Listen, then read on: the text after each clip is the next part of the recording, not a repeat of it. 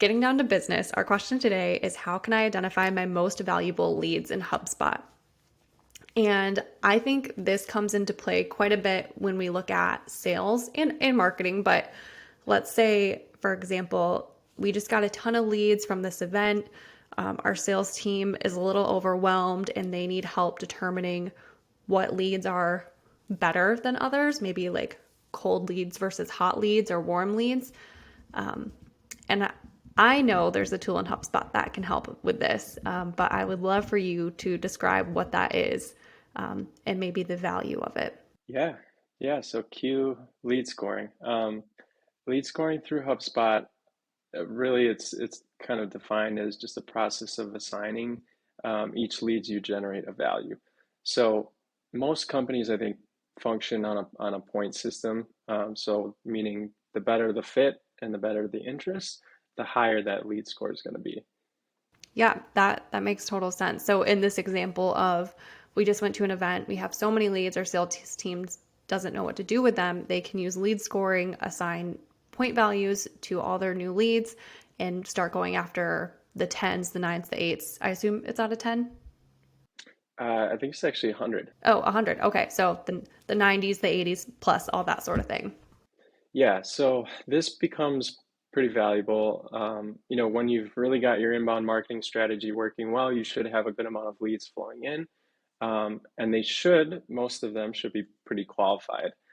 The trick is that I think when you've got that volume of leads coming in, sometimes some of those leads can either get lost or this, like you said, Colby, the sales team can get overwhelmed with just the amount of leads and they're not sure who to prioritize and who to contact first.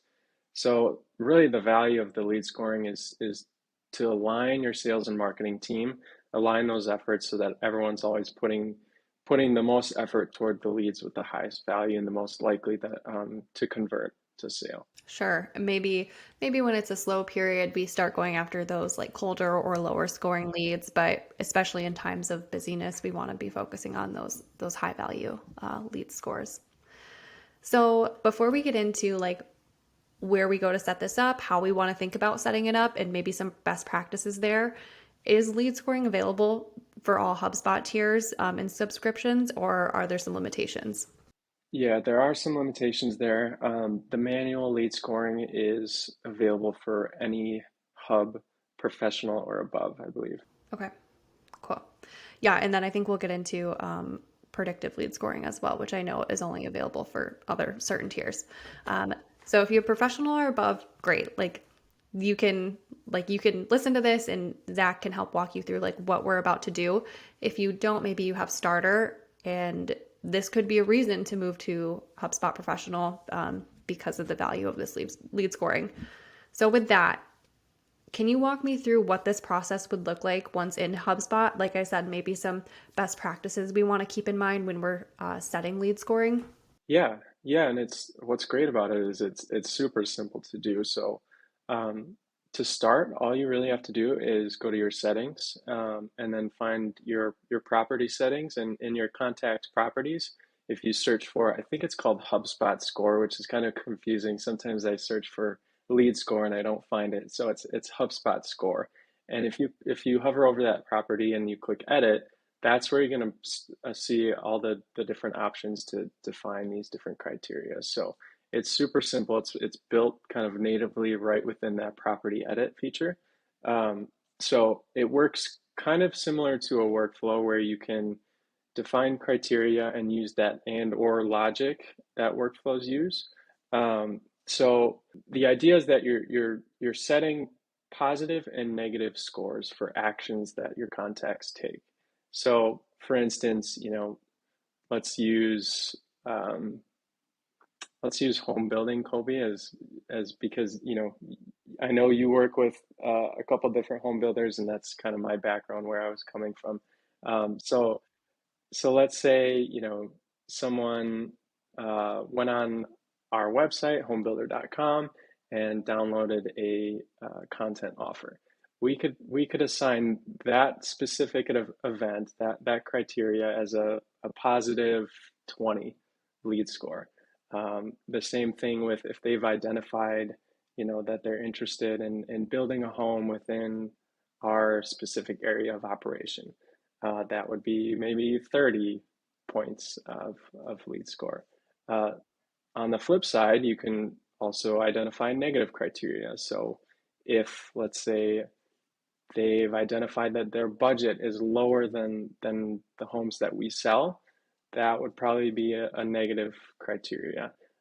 Same with if they haven't necessarily interacted with anything on our website. So if they haven't even been to our website yet and we still somehow got their information, whether that's through an event or whatever, that would probably be a negative criteria. Even if they're a good fit or they seem like a good fit, they haven't showed us interest yet. So kind of marrying those fit and the interest is what lead scoring is all about. Yeah, that's super interesting with that. People spending time on the website, and like there's a pretty proven correlation between the more time you spend on someone's website, the more likely you are or the more ready you'll be to purchase from them. So I think that's a great example of like a negative attribute, like you said, and one that people might not think of right off the top of their head. So Yeah. awesome. Does that take us through most of the process? We set those attributes and then we're done. We can pretty much call it a day. Yeah, I mean, it's obviously you want to keep an eye on these lead scoring, and I think best practice is to always be thinking about and updating and reviewing your different criteria that you set. So that's not always going to be static and it's going to be different for every business. So it's important to go through your process when you're first setting it up and identify those criteria, but also it's important to review those maybe on a quarterly or semi-annually basis just so that you're making sure that those still make sense for what you're offering. Yeah, absolutely. That makes a lot of sense. Before we wrap up, I'd love to talk about HubSpot's predictive lead scoring and maybe a little bit of how that differs from the lead scoring you and I just talked about.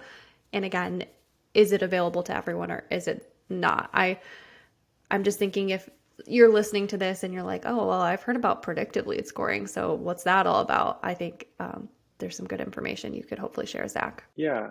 So predictive lead scoring, I think it's relatively new to HubSpot, and it is only limited to HubSpot Enterprise. So if you're on that highest tier, that enterprise tier, you will have access to this.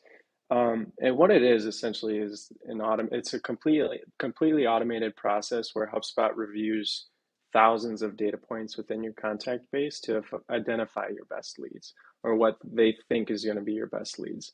And so it uses machine learning how it works is as you put more data in, it's going to learn and it's going to get better at predicting those scores. So it uses two different properties within the contact properties. So it uses what's called likelihood to close and it uses contact priority. So the likelihood to close, it automatically assigns a number, which is a percentage. So let's say it assigns 30, a score of 30.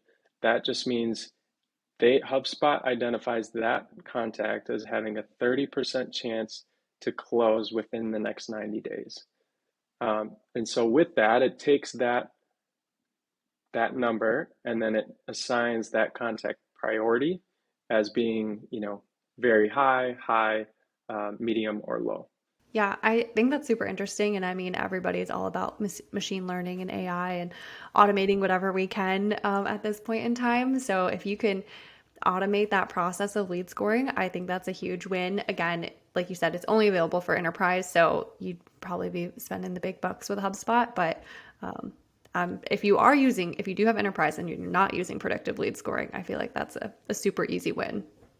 Yeah, and I think the reason they limit it to that maybe too is just because it probably does require a bit more data.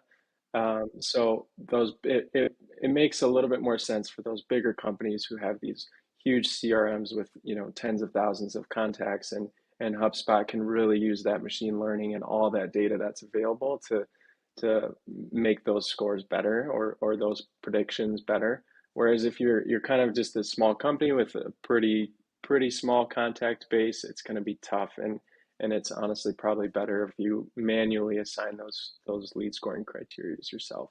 Yeah, absolutely. I think that's a super helpful note to end on. So if you are like on a starter or pro, you don't necessarily have to be envious of the enterprise people because this might actually be better for you.